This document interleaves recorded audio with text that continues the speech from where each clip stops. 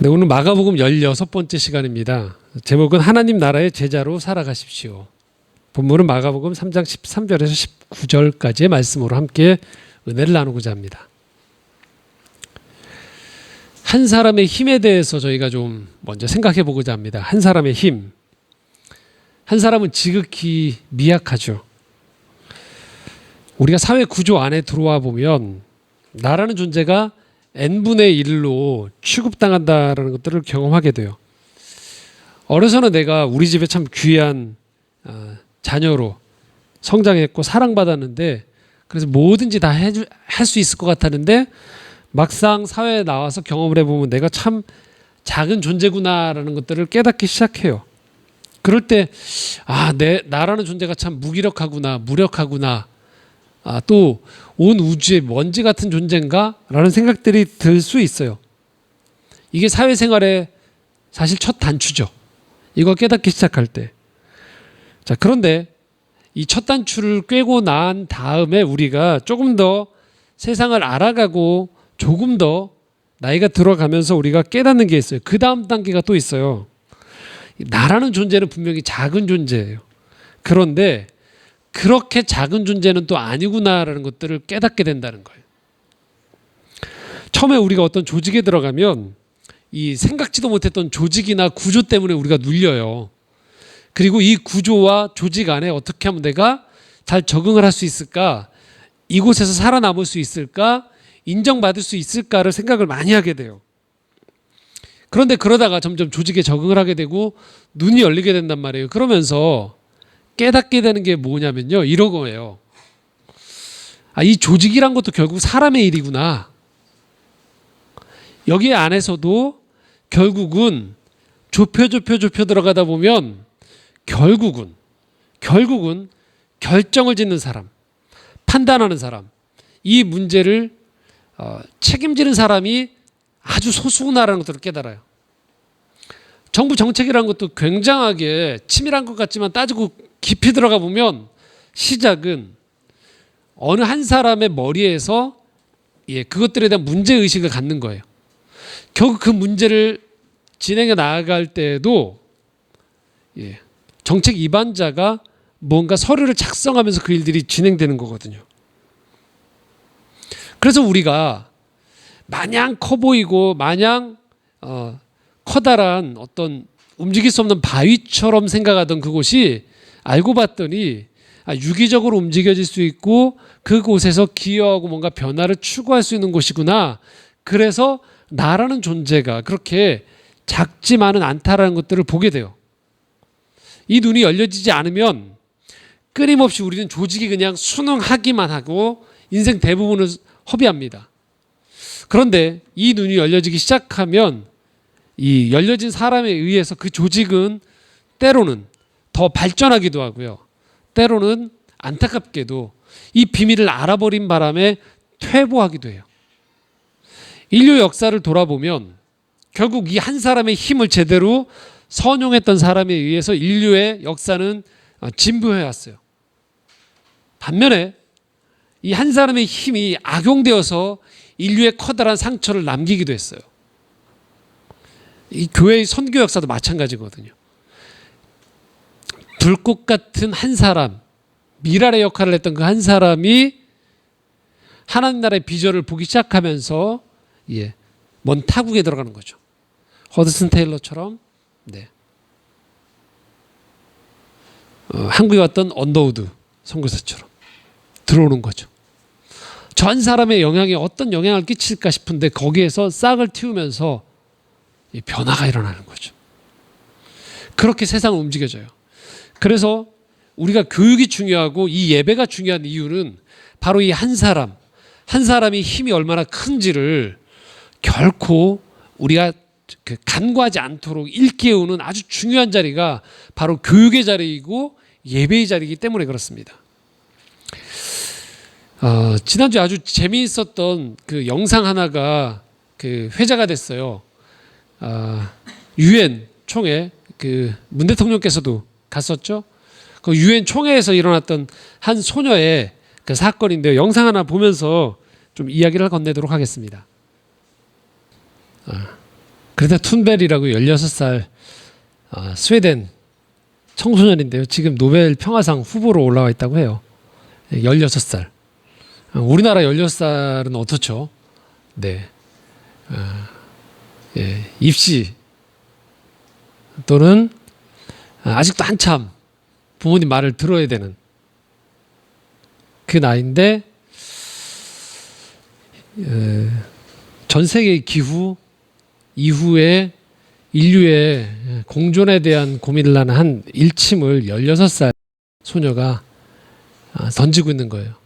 인터넷 찾아보시면 이 툰베리가 세계 곳곳에서 이 기후에 대한 운동을 펼치고 있는 영상들이 많거든요.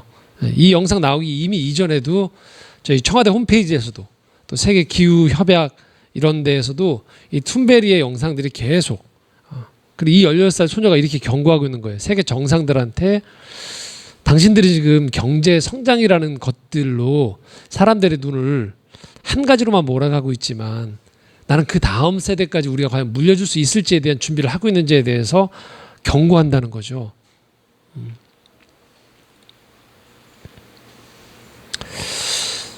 굉장히 많이 파장이 있어요. 이 소년의 이 외침이. 16살. 어리다면 어릴 수 있지만 또 한편으로는 동등하게 이 세계에 살아갈 것들에 대한 고민을 한 소녀의 외침이 마냥 어리게만 들리지 않다라는 것도 우리가 이걸 보면서 한 사람이라는 게 이런 존재구나라는 것도 우리가 보게 된다라는 거예요. 사람은 이런 존재구나. 한없이 어리게 보면 어리고 약하게 보면 약하게 볼 수 있는 존재이지만 그 가능성을 보고 그가 할 수 있는 일의 미래를 보기 시작하면 사람이란 존재는 그렇게 약하고 아무것도 할 수 없는 존재가 아니라는 것들을 우리는 깨달아야 됩니다. 특별히 사람의 본래의 정체성이 뭘까요? 하나님의 형상이에요. 하나님께서 인류 어디에도 역사 어디에도 우주의 역사 어디에도 자신을 닮은 존재라고 칭한 존재는 사람밖에 없습니다. 그리고 그 사람을 향해서 하나님은 함께 일하겠다고 말씀을 하신 거예요. 사람을 통해 일하신 하나님. 성경을 묵상해 보면 가장 이해가 안 되는 게 바로 이 지점이거든요. 왜 하나님이 사람을 통해서 일을 하실까? 사람을 제껴놓고 그냥 하나님이 다 일을 하셔도 됨에도 불구하고 벌을 내리시든 하나님께 돌아오게 하든 그 땅을 바꾸시는 일들 하나님이 그냥 천지를 창조하셨듯 하나님 혼자 다 하시면 될 일을 왜 사람을 선택하셨을까? 사람이 어떤 존재이길래? 성경에 보면 사람은 그렇게 믿을 만한 존재가 아니라는 것들을 적나라하게 드러내거든요. 아브라함 어떻습니까? 믿음의 조상이라는 자기의 아내를 타지에서 2번이나 누이라고 속여요. 자기의 신변이 위협당하고 자기가 위협당하면 자기의 부족이 위협이 당할까 봐 2번이나 거짓말을 해요. 모세는 또 어떻습니까? 애굽의 왕자로 크다가 마흔에 혈기를 참지 못하고 자신의 동족을 히브리 민족을 괴롭히는 애굽 사람을 쳐 죽이죠. 그로 인해서 40년간 도피 생활을 해야 됐고요. 그리고도 광야의 인도자로 있으면서도 그는 종종 이스라엘 백성들의 그 불평과 불만에 하나님 앞에서 이 사역을 이 책임을 감당 못하겠다라고 이야기했던 사람이에요. 이스라엘이 가장 위대하다고 여기는 다윗 왕은 또 어떻습니까?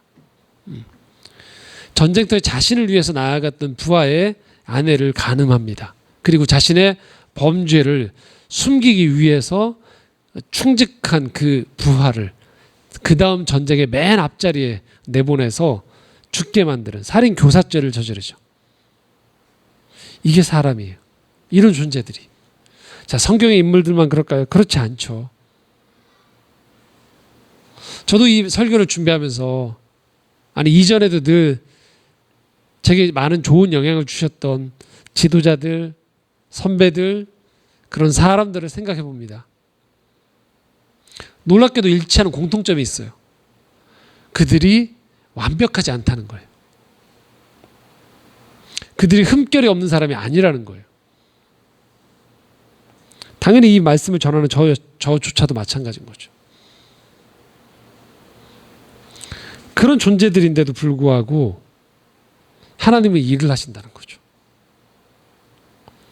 저도 저에게 줬던 수많은 믿음의 선한 영향력을 주셨던 목사님들, 선교사님들, 지도자들, 작가들을 돌아보면 분명히 제가 그들의 연약함을 알고 있단 말이에요. 그들이 완벽하지 않다는 걸 알고 있단 말이에요.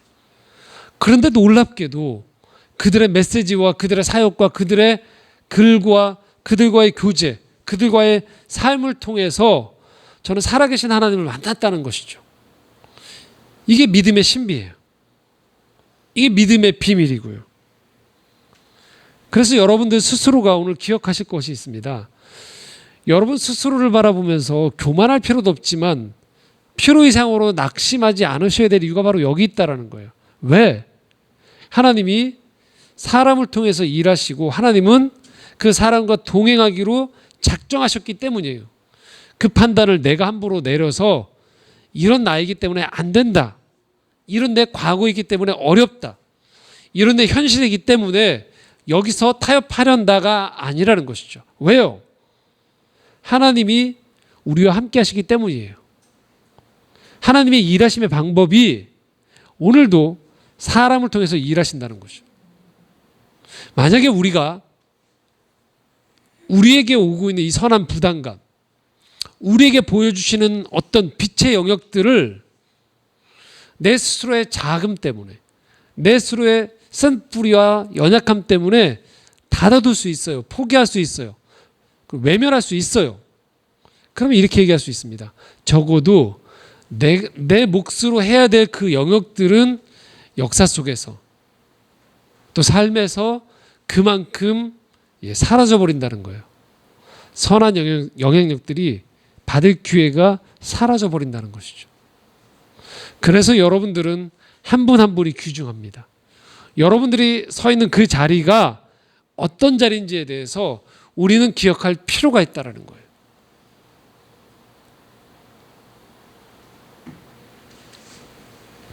큰 흐름만 보면서 우리가 절망하고 큰 흐름의 어떤 외형적인 조건 때문에 우리가 절망할 수 있고 때로는 안타까울 수 있습니다. 하지만 그럼에도 불구하고 그 흐름 속에서 포기되지 않아야 될 이유가 있다라는 거예요. 왜요? 하나님은 여전히 사람을 통해서, 나를 통해서 하나님의 일을 이루어 가시기 때문에 그렇습니다. 그렇기 때문에 오늘도 우리는 이 예배의 자리 가운데에서 나를 향한 하나님의 뜻, 내가 속해 있는 이 공동체의 뜻을 포기하지 않고 여전히 기도 가운데 희망을 발견하고 나아가야 될 이유가 여기 있다라는 것이죠. 자, 오늘 본문에 예수님께서 사람들을 불러 모으세요. 13절 말씀입니다. 함께 읽겠습니다. 또 산에 오르사 자기가 원하는 자들을 부르시니 나온지라. 산에 오른다고 되어 있어요. 성경에 산에 오를 때에는 중요한 일들을 할 때 올라갑니다. 모세가 하나님의 계시를 받기 위해서 산에 오르죠. 그곳에서 십계명을 받습니다. 중요한 전투가 있는 곳은 산이었어요. 엘리야도. 오늘 예수님이 산에 오르셔서 평지하셔도 되지만 산에 오르셔서 바로 하나님과 가까운 그곳에서 예수님이 중요한 일을 하신다는 거예요. 그런데 여기 이렇게 써 있습니다. 자기가 원하는 자들을 부르셨다. 사람들을 부르는데요. 예수님이 원하는 자들을 부르셨다라는 거예요. 자, 그러면 예수님이 원하는 자를 부르셨다라면 마땅히 어떤 사람들을 부른다라고 우리가 추론할 수 있을까요? 준비된 사람, 완벽한 사람, 흠결이 없는 사람들을 부를 것 같습니다. 분명히 예수님이 원하신 사람이라고 했거든요. 예수님이 모르는 사람, 예수님이 원하지 않는데 떠밀린 사람들, 우연히 만난 사람들이 아니고요. 성경은 분명히 이렇게 기록하고 있다는 거예요. 내가 원했다라는 거예요. 예수님이. 원한 사람들을 불렀다라고 하면서 그 사람들의 명단을 지금 16절부터 19절까지 보여주고 있습니다. 함께 읽겠습니다. 이 12를 세우셨으니 시몬에게는 베드로란 이름을 더하셨고 또 세베대의 아들 야고보와 야고보의 형제 요한이니 이 둘에게는 보아너게 곧 우레의 아들이란 이름을 더하셨으며 또 안드레와 빌립과 바돌로메와 마테와 도마와 알페의 아들 야고보와 및 다데오와 또 가룟 유다니 이는 예수를 판자더라. 자, 12명을 불렀어요. 자, 12명은 이스라엘 12지파의 의미가 담겨 있어요. 12지파에서 이스라엘이 하나님께서 경고하셨음에도 불구하고 강력하게 원해서 왕을 허락했거든요. 하나님이 원하셨던 제도가 아니었던 게 왕정제도였거든요. 그런데 그 왕정제도 속에서 결국 이스라엘은 실패했어요. 하나님을 섬기는 대리자로서가 아니고 그 왕을 하나님의 대리자로 놓으면서 하나님이 우려하셨던 일들이 벌어짐으로 말미암아 결국 왕정제도가 폐기하면서 진짜 왕인 예수 그리스도가 오시면서 다시금 이스라엘의 12지파와 같은 12명의 제자들을 예수님이 지금 부르셨어요. 그 중에서 특별히 세 사람에게는 새로운 이름을 더하셨어요. 베드로에게는 시몬이라는 이름을 주시고요.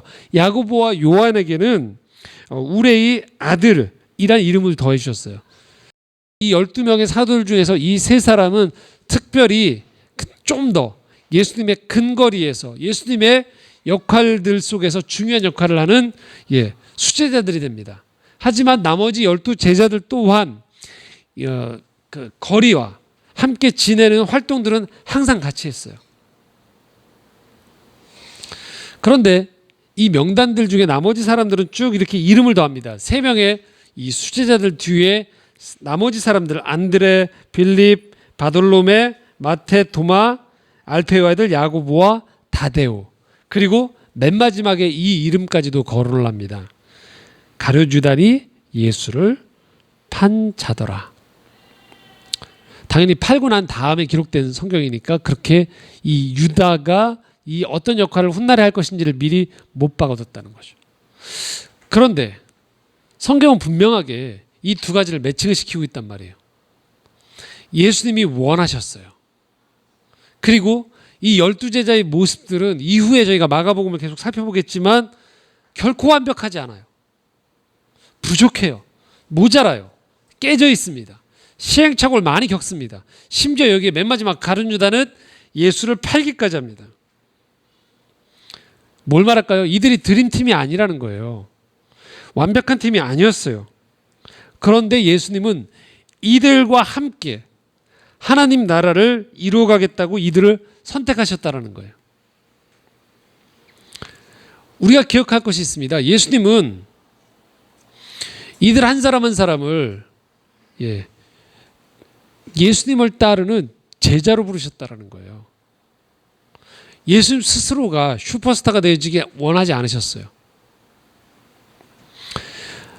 카이 아이들먼이라는 목사님이 그래서 이렇게 말씀하셨습니다. 당신은 예수를 따를 때 팬이 될 것인가 제자가 될 것인가? 팬이란 건 뭘까요? 환호를 버리죠. 따라다니는 거예요. 추종하죠. 선물을 보내고 애정을 보냅니다. 그를 진정으로 사랑한다고 고백하죠. 근데 팬의 특징이 뭘까요? 자기가 원하는 그 스타가 자기가 원하는 대로 행동하지 않으면 뭐 할까요? 언제든지 철회하는 거죠. 그 애정을 철회하게 되어 있습니다. 이게 팬이에요. 제자는 뭘까요? 따라가는 거예요. 그와 함께하는 거예요. 그래서 이 질문이 우리 앞에 놓여 있다는 거예요. 당신은 그 당시에 수많은 군중들이 팬처럼 자기에게 유익을 줄 때처럼 따라다녔던 팬인가? 아니면 예수님을 통해서 예수님과 함께하면서 그분을 스타로 모시는 것이 아닌 진정한 인생의 왕으로 모시면서 따라가는 제자가 될 것인가라는 거예요. 예수님은 팬이 필요한 게 아니었어요. 제자가 필요했던 거예요. 우리를 예수님은 그냥 여러 사람들 중에 따라다니는 군중으로 부르는 게 아니고요. 예수님은 우리가 제자가 되기 원하신다는 거예요. 제자. 그것이 우리의 부르심이라는 거예요. 그러니까 완벽한 자, 좋은 것들 언제든지 취하는 자, 이게 우리의 정체성이 아니라는 거예요. 이게 우리의 정체성이에요. 모자라지만 제자예요. 부족하지만 제자예요. 깨어지지만 제자예요. 미래가 두렵지만 제자예요. 이게 우리의 정체성으로 주님이 부르신다는 거예요. 그 정체성 속에서 우리는 점점 하나님의 사람으로 바뀌어져 나아간다는 거예요. 자, 그러면 제자로 산다는 건 뭘 의미할까요? 14절 말씀입니다. 함께 읽겠습니다. 이에 12를 세우셨으니 이는 자기와 함께 있게 하시고 또 보내사 전도도 하며. 첫 번째 제자가 하는 게 있어요. 그것은 뭐냐? 14절 말씀 이렇게 말씀하죠. 자기와 함께 있게 하시고라는 거예요. 그러니까 제자라는 건 같이 있는 거예요. 함께 있는 것을 기뻐하고 함께 있는 것들을 통해서 배우고 함께 있는 것들을 통해서 닮아간다는 거예요. 그게 제자예요. 제자가 아닌 사람들은 어떻게 할까요? 필요할 때만 찾는 거죠. 유익이 될 때만, 사람들의 서포트라이트가 비춰질 때만 가는 것이죠. 그러나 진정한 제자는 따라가는 것이죠.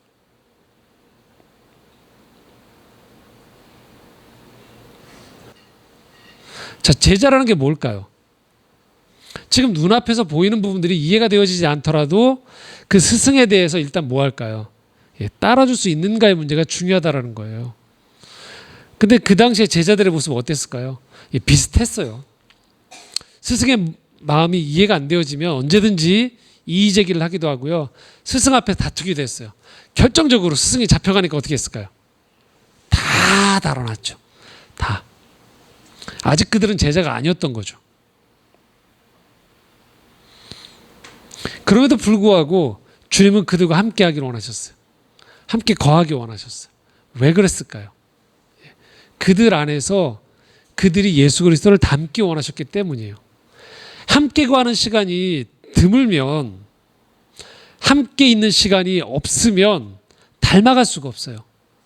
그가 주고자 하는 영향력들을 받아들일 기회가 없다라는 거죠. 이것들을 알았기 때문에 성경에 쓰이는 수많은 기자들은요, 주님과 함께 거하는 것이 얼마나 중요한지를 이렇게 표현했습니다. 시편 84편 4절입니다. 함께 읽겠습니다. 주의 집에 사는 자들은 복이 있나니 그들이 항상 주를 찬송하리이다. 주의 집에 사는 자들은 복이 있나니 그들이 항상 주를 찬송하리이다. 주님과 거하는 것 자체를 좋아하는 사람들이에요.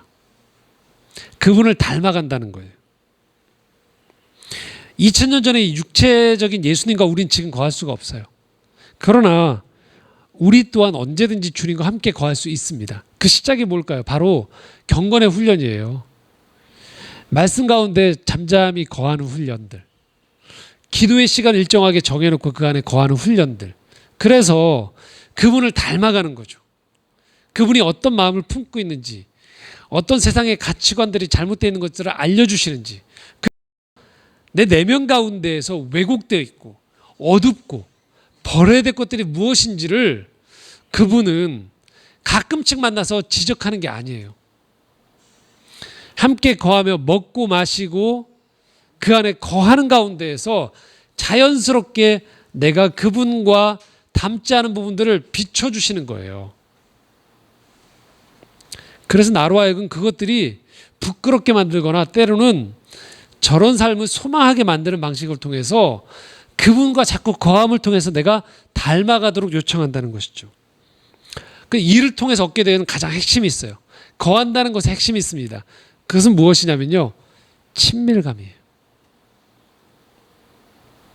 그분을 두려워하는 게 아니라는 거예요. 그분에게 평가받는 자리가 아니라는 것이죠. 어떤 일들을 할 때 때론 지금 이해가 되어지지 않음에도 불구하고 내가 더 그분과 친밀하면 친밀할수록 어떻게 될까요? 뜻이 있겠지라는 것들에 대한 깊은 믿음을 갖는다는 것이죠. 따르게 되는 것이죠. 그러나 이 친밀감이 부족하면 우리 인간관계도 마찬가지죠. 친밀함이 모자라요. 신뢰가 부족해요. 그럼 어떻게 될까요? 따르지 않게 되는 거죠. 거하는 시간이 많을수록 그 기품을 깨닫기 시작합니다. 그래서 우리가 예수의 제자가 된다는 것은요, 내가 필요할 때만 찾는 부분이 아니라고요. 내 삶 가운데에서 그분과 동행함을 훈련하고 묵상과 기도 가운데 예배의 자리를 통해서 그분과 거하는 법들을 점점 배워가면서 우리 안에 이것이 자리 잡는 거예요. 경외감 속에 친밀함이 더하는 거죠. 그래서 기꺼이 내가 그분의 제자라는 사실들이 자랑스러운 거예요. 그분의 요청과 그분의 따라감 속에서 때로는 내가 저 길을 갔을 때 손해가 될 것 같은데 함에도 불구하고 기꺼이 그 자리에 나아가는 것들을 내가 믿고 따라가는 것이죠. 그리고 훗날 돌아보았을 때 이해가 되어지고, 심지어 어떤 일들은 영영 이해가 안 되는 일들이 벌어질 수도 있어요. 그럼에도 불구하고 내 스스로가 이렇게 얘기하는 거죠. 스승인 그분, 나의 왕 되신 그분과 함께 거하였던 그 선택에 의해서 받은 손실은 내가 기꺼이 감당하겠노라라고 이야기할 수 있는 것이죠. 그것이 바로 제자됨의 첫 번째예요. 자, 두 번째는요, 이렇게 표현합니다. 전도도 하며라고 표현해요. 이걸 단순히 전도지를 돌리는 정도로 이해하시면 안 돼요.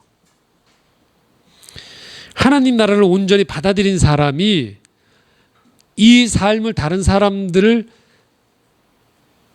자신의 전 존재를 통해서 드러내주는 걸 말하는 거예요. 자, 이렇게 만났던 사도 바울이 사도행전 16장 17절에 18절에 이렇게 표현하고 있습니다. 함께 읽겠습니다. 이스라엘과 이방인들에게서 내가 너를 구원하여 그들에게 보내어 그 눈을 뜨게 하여 어둠에서 빛으로 사탄의 권세에서 하나님께로 돌아오게 하고 죄사함과 나를 믿어 거룩하게 된 무리 가운데에서 기업을 얻게 하리라 하더이다. 17절에 이렇게 표현하고 있습니다. 하나님 나라를 전하는 사람들에게서 표현을 이렇게 해요. 불러냄을 받았다가 다시 보냄을 받는 거예요. 그러니까 이방인들에게서 내가 너를 구원하여 그들에게 보낸다는 거예요. 끄집어냈다가 다시 보낸다는 거예요. 이건 뭘 말할까요? 그 상태 그대로가 문제가 있었음을 인정하라는 거예요. 부족했었다는 것. 그러니까 나는 다 괜찮은데 여기 하나를 더 첨가물을 더하는 게 아니고요. 내 이전 삶 가운데에서 그 삶에 모자람이 있었던 것들, 외로웠던 것들, 지혜가 모자랐던 것들, 그 상태로는 내가 구원의 근거가 없었음을 내가 인정하는 거예요. 그리고 그 자리로 나아가는 거죠. 그리고 주님과 거함을 통해서 내가 배우게 되는 거예요. 이대로는 안 됐었던 것들이 내 과거였구나. 그리고 나서 깨달은 것들을 토대로 다시 나아가는 거예요. 그냥 머물러 있기만 하는 것이 아니고요. 이것들을 모르는 사람들에게 가는 거죠. 내가 예전에 당신들과 똑같은 상태였었습니다. 그런데 이제는 알게 됐습니다를 알려드리는 거예요. 어떤 방법이든. 그렇게 해서 변화가 어떻게 찾아오냐. 18절에 이렇게 표하죠. 눈을 뜨게 된다는 거예요. 눈을 뜨게 하여. 자, 이 주체는 내가 아니에요. 내가 뜨게 해주는 게 아니고요. 하나님이 뜨게 하시는 거예요. 그럼 어떤 일이 일어나느냐? 어둠에서 빛으로 사탄의 권세에서 하나님께로 돌아오게 된다는 거예요. 아, 내가 예전에 거했던 땅이 어두웠었던 거였구나. 전에는 그게 밝다고 생각했는데. 그리고 그 전에 그 내가 거했던 영역이 사탄이 지배하는 영역이었구나. 하나님이 지배하는 영역이 아니었구나 하는 걸 내가 깨닫기 시작한다는 거예요. 자, 이것들을 우리가 어떻게 할 수 있느냐? 여기 뒤에 보면 두 가지로 얘기합니다. 첫 번째는 뭐냐면요. 죄를 깨닫는 거예요. 그리고 두 번째는요. 거룩에 대한 열망이 내 안에 생기는 거예요. 내가 하나님을 만나기 전에 우리가 이렇게 나와요. 나만 잘못했냐? 다 그런데. 그런데 이것이 하나님의 복음이 우리 안에 들어오기 시작하면요. 이걸 인정하기 시작하는 거예요. 이걸 어디 앞에서 끄집어내냐면요.